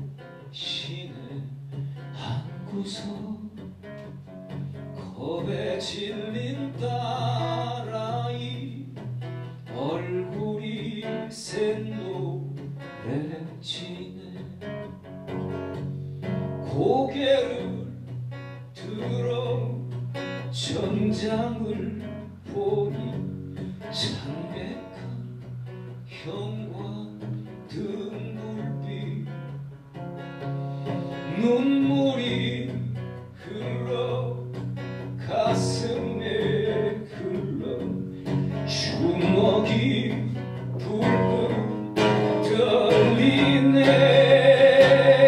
세상아 희석을 빠진 세상아 맘 놓고 일할 권리마저 없는 세상아 이 미쳐버린 세상아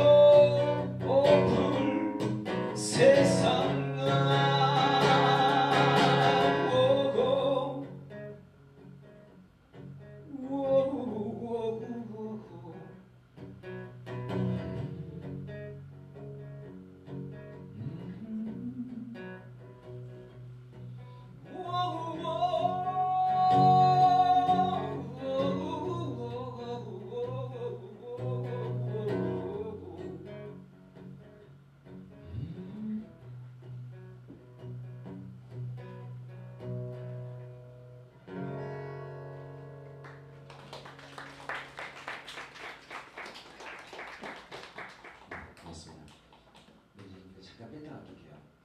네, 제 기타가 문제거든요. 긴장을 했어요, 기타가. 사실은 저희 뮤지션들한테는 이 에반스라는 무대가 굉장히 큰 무대거든요. 네, 계속 그러네요. 때려볼게요.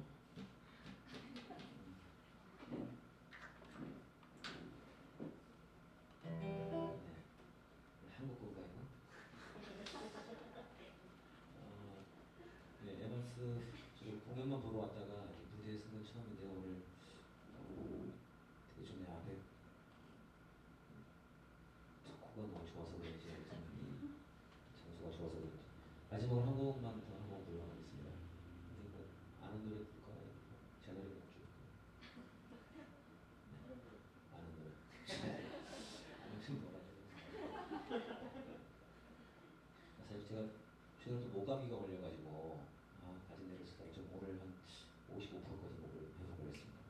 그저께 보면 제가 창피해가지고 죽는 줄 알았습니다. 안 그래도 소름 지르네.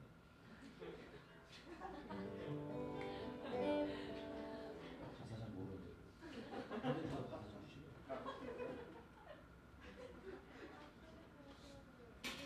제가 김광석 씨가 잘 안 불러요. 왜냐면은 사실 기타 치고 노래 부르면 다들 김광석이라고 그래요. 그런 거 알아요? 그런 거? 기타 치고 노래 부르면 다 김광석인데 사실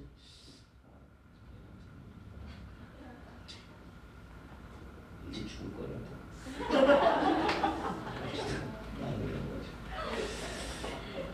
가사 안 나오나요? 나오는데 네, 주세요. 아시는 마음에 화면 안 꺼지게 해주세요. 괜찮습니다. 그냥 네. 아니 그 소음 중에 하면 되죠. 그런 식으로 하시면 네. 편하게 가사를 보냈습니다.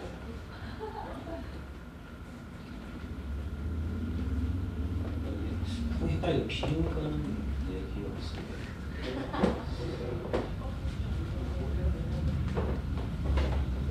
자, 야수 없습니다. 지금 때리러 나오는 건 아니죠. 화면 안 떠세요. 살짝 해주세요. 화면 안 떠요. 이때 좀 주워서 이제 보고 할게요. 내가 잡고 있을까요? 아니 괜찮아요. 동작을 제가 찍을게요.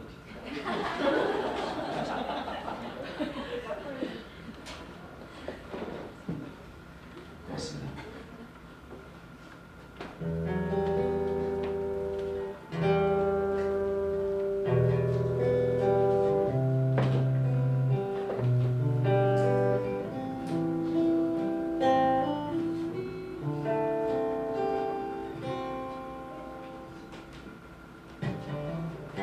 또 하루 멀어져 간다.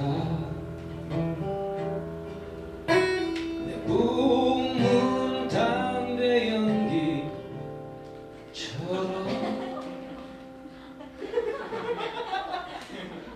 어떻게 해요?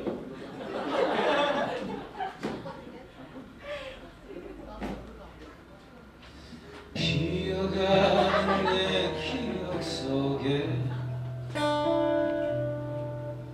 또 무얼 채워 살고 있는지 점점 더 멀어져 간다. 손 올려보세요.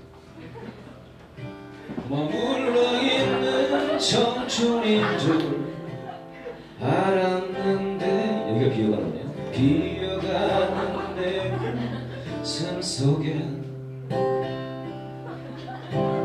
아무것도 찾을 수 없네. 계절은 다시 돌아오지만 떠나간 내 사랑은 어디에. 내가 떠나보낸 것도 아닌데 내가 떠나온 것도 아닌데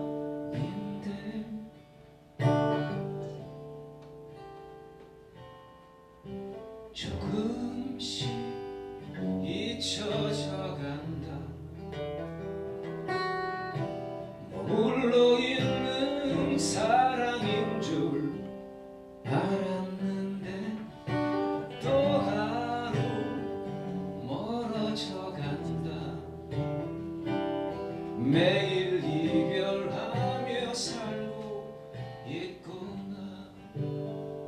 한주.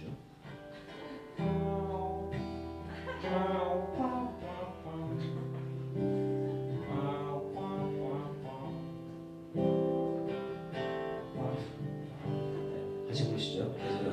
같이. 계절 다시 돌아오지만 장미 곧 없어요.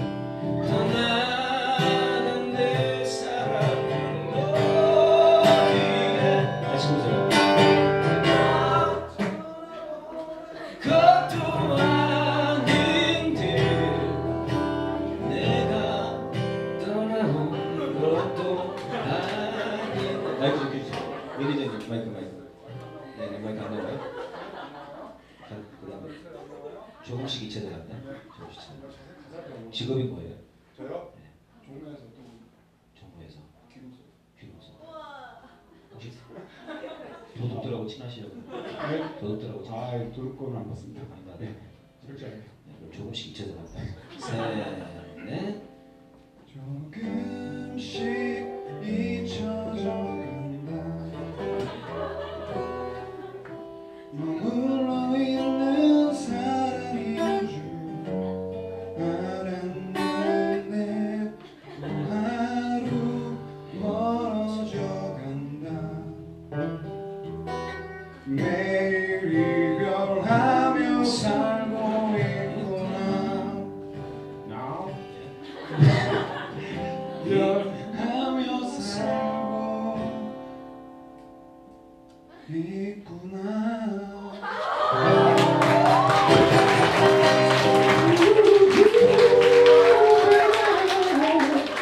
결제했습니다. 고맙습니다.